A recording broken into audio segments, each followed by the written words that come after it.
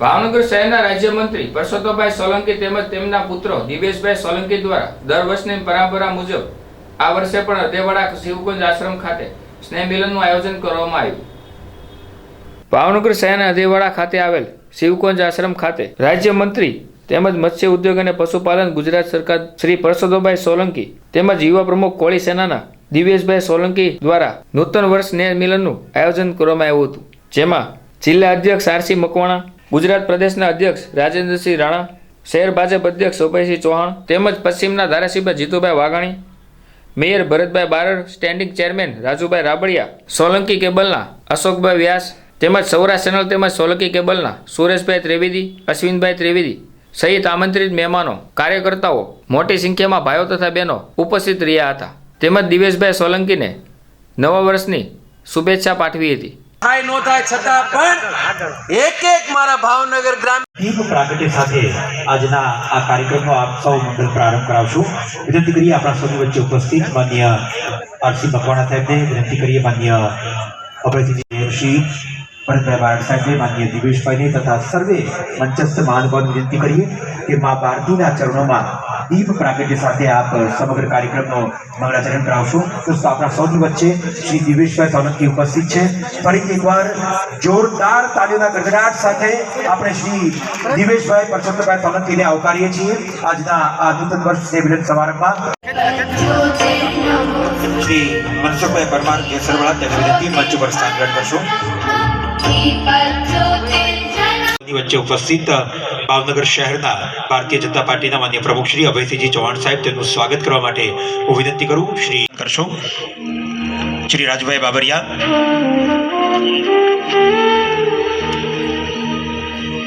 આજના અવસરે આપણા સૌની વચ્ચે મહામંત્રી જિલ્લા ભાજપા શ્રી રાજેશભાઈ ફાળકીને આપ માન્ય આરસી મકવાણા સાહેબનું આજના અવસરે પુષ્પગુચ્છથી અભિવાદન કરશો. જોરદાર તાળીઓથી આપણે સૌ 103 ભાવનગર ગ્રામ્ય વિધાનસભા બેઠકના નૂતન વર્ષ નિવેદન સમારંભમાં ઉપસ્થિત છે. ત્યારે આજના અવસરે કિસ્સો પાડીને કહે છે કે સંબંધો તો એના એ જ છે, માત્ર વિક્રમ સંવતનું વર્ષ બદલાય. સાહિત્યના કવિની એક પંક્તિ આપ સૌની વચ્ચે વહેંચવાનું મન થાય. બરાબર કાન સૈન થઈને આ વાતને આપ સૌ ઝીલજો. કવિ લખે છે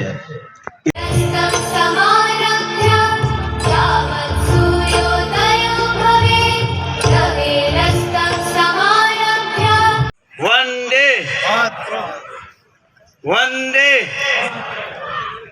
અમારો ટાઈમ સ્નેહ મિલંગે પ્રસંગે ઉપસ્થિત આપણા જિલ્લાના અધ્યક્ષ માનનીય આરસી મકવાણા તથા ગુજરાત પ્રદેશના પૂર્વ અધ્યક્ષ રાજેન્દ્રસિંહ રાણા, શહેર ભાજપના અધ્યક્ષ અભયભાઈ તથા ગુજરાત કોળી સેનાના યુવા પ્રમુખ અને પરસોત્તમભાઈના દીકરા એવા આભાર આપ સર્વે મહાનુભાવોનો. ફરીથી એકવાર મંચ પર આપનું સ્થાન ગ્રહણ કરવા માટે વિનંતી કરું. 103 ભાવનગર સ્વાગત કરું છું. અસ્તુ. આભાર માનનીય રાજેશભાઈ ફાળકી મહેમાનોના આ શાબ્દિક સ્વાગત માટે. એને દીર્ઘ આયુષ્ય આપે અને હજી પણ વર્ષો સુધી સારી રીતે આ પ્રજાની જનતાની સેવા કરી શકે. હું એમનું સ્વાગત કરું છું. આવો છો.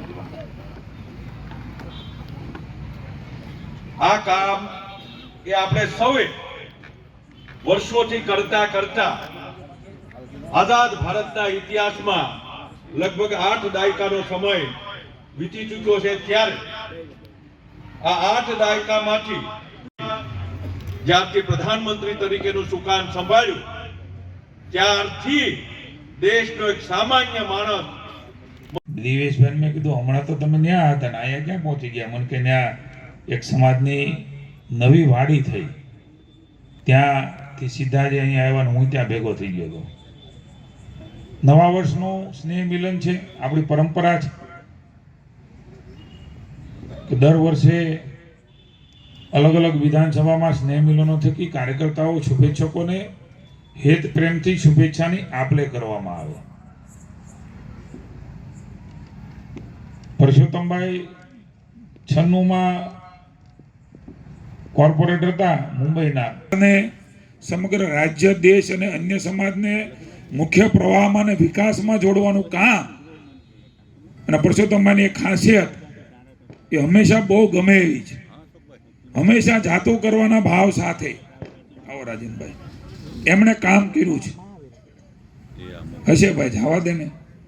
એમ કરીને આ વિસ્તારને સજાયો છે, સવાર્યો છે.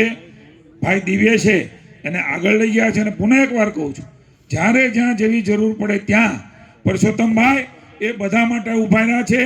હું લડતો હોઉં તો કમળના પ્રતીક તરીકે કમળ માટે, મારા માટે પણ ઉભા રહ્યા છે. અને જ્યારે આ વિસ્તારને જેવી પણ જરૂર હોય ત્યારે દિવ્યેશ અમે કાયમ આપની વચ્ચે હાજર છીએ. જ્યાં જરૂર હોય ત્યાં કહેજો. અહીંયા આ વિસ્તારને એક નહીં, મારા સહિત ઘણા ધારાસભ્યો મળ્યા છે, પણ 2 તો મળ્યા જ છે. શિહોરનો તાલુકો હું જ્યાં પણ મારી જરૂર પડે ત્યાં ઊભો જ રહું છું. દિવેશને પણ કહેવા નથી રહેતો.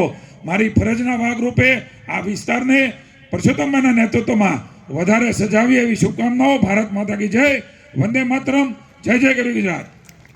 છે ત્યારે શ્રી દિવેશભાઈનો આજના અવસરે તેઓ અભિવાદન સંપન્ન કરશે. વિનંતી કરીએ આપ સૌને આ અભિવાદન માટે.